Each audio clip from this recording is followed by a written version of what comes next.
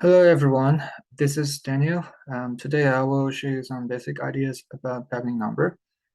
Because I'm in Hungary now, I cannot attend the session, so this is the best I can present you as a poster.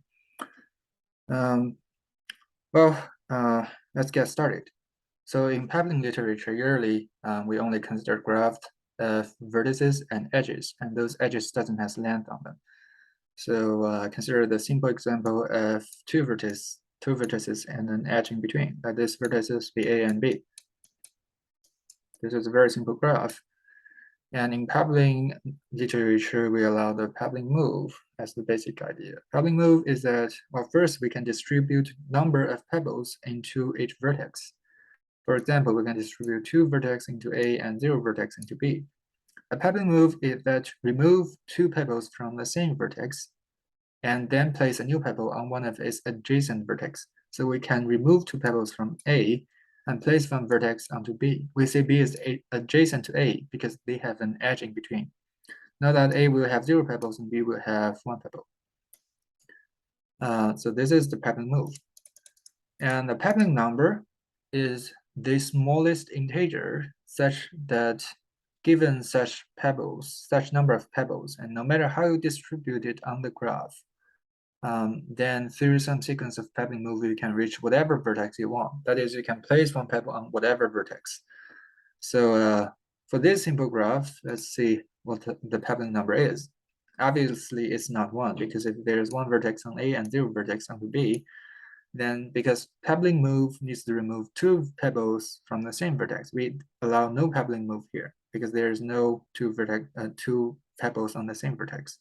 So we can never reach B. B will, well, there's no way for us to place one pebble on the B. So one is not a pebbling number, but it turns out that two is a pebbling number. That is, well, there are two ways to distribute the pebbles. First, two pebbles are on the same vertex. As we have shown before, we can remove these two pebbles and place one pebble on the B. So B can be reached, we can place one pebble on the B. And well, of course, there are pebbles on the A, so we already reached A. We don't need to do any moves to reach A. The other way is simply place one pebble onto each vertex. Then obviously each vertex already has a pebble on it, so we don't need any pebbling move to reach them. It's already reachable. Thus, we know that 2 is the smallest integer such that given two pebbles on this graph, no matter how we distribute it, we can reach whatever vertex we want. So 2 is the pebbling number of this simple graph. Now let's see a more concrete example of the complete graph. Complete graph is well studied. It's just, well, it's denoted by Kn. That is, there are n vertices on the graph, and that there is an edge between each two vertex of them. So for example, K4, what is K4? K4 is four vertices, and there is an edge between each two vertices. So the graph looks like this. Well, there are other ways to draw it, but the number of edges and the number of vertices doesn't change. Each two vertex has an edge in between. Well, the middle one, this is not a vertex. This is just a crossing, but it's not a vertex. It does not contribute to any property of our graph. So let's calculate its pebbling number. It turns out that the pebbling number of Kn, the complete graph of n vertices, is just n.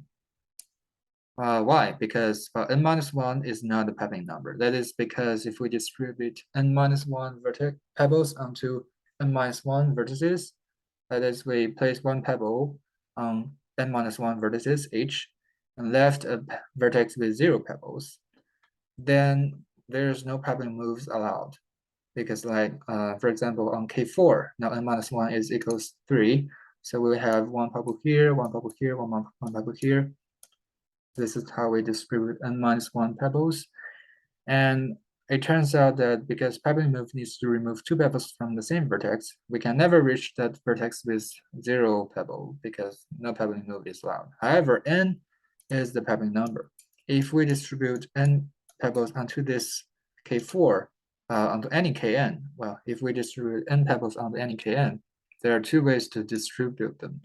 First, one pebble on each vertex. one pebble each vertex. Then well, every vertex is already reached. So in K4, it's just one pebble on each vertex.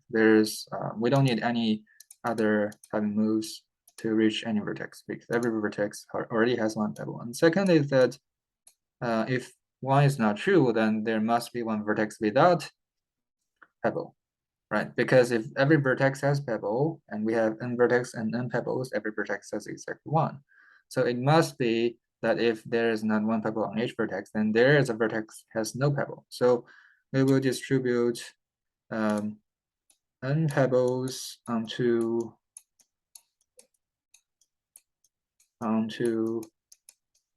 n minus one vertices. Well, we do not know if all these vertices have pebbles, but all those n pebbles have to be on those n minus one vertices. By the pigeonhole principle, the vertex with the most number of pebbles has at least n over n minus one pebbles.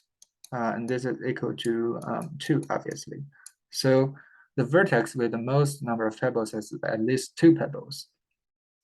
Let's take K4x, for example. If like this vertex has 2 pebbles, then because every 2 vertex has an edge in between, because this is a complete graph. So we can remove those 2 pebbles, place one pebble on any of its adjacent vertex, which is literally any other vertex in this graph. So we can reach all other vertexes in this graph. And the pebbles that has, well, 2 pebbles initially, it already is dominated. It is reached because it already has pebble on it. So every vertex in this graph can be reached through some pebbling move. So we can place one pebble on any vertex we want, just through some pebbling move. Thus, the pebbling number of Kn is just n. Thank you for watching. Hope you have a good day.